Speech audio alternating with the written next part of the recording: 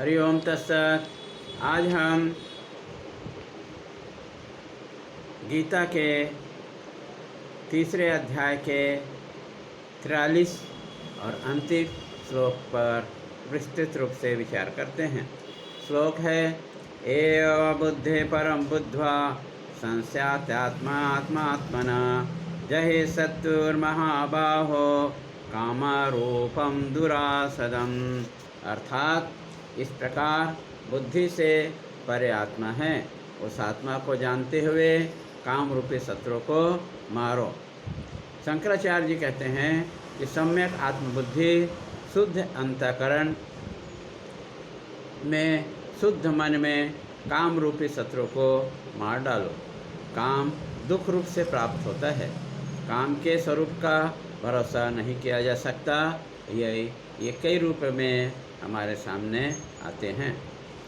शंकरानंद जी कहते हैं कि काम रूपी शत्रु को संहार करने में सक्षम हे महाबाहो अर्जुन, अखंड आनंद स्वरूप आत्मा मैं हूँ ऐसा अनुभव करो।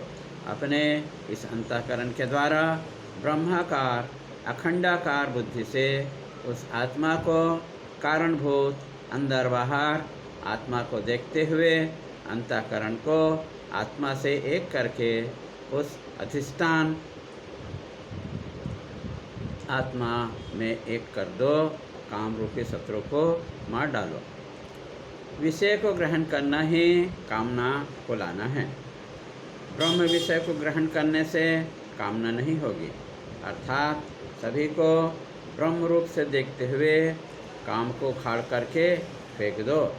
कर्म से आरंभ कर्मयोग को मुमुक्षु को त्यागना है। काम की महिमा का वर्णन किया गया है। इन्हीं कर्मों के द्वारा चित्त शुद्ध कर लें और ज्ञान योग की निष्ठा को प्राप्त कर लें। श्रुति कहती है कि सारी कामनाएं नष्ट हो जाती है तो मोक्ष हो जाता है।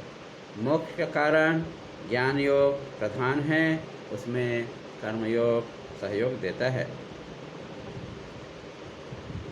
हमारे गुरुजी शांति धर्मानंद जी कहते हैं कि एक बाहु कर्मयोग द्वारा और दूसरा बाहु उपासना करके काम रूप शत्रु को जीत करके ज्ञान योग के द्वारा मुक्त हो जाओ। और हरि ओम तत्सत।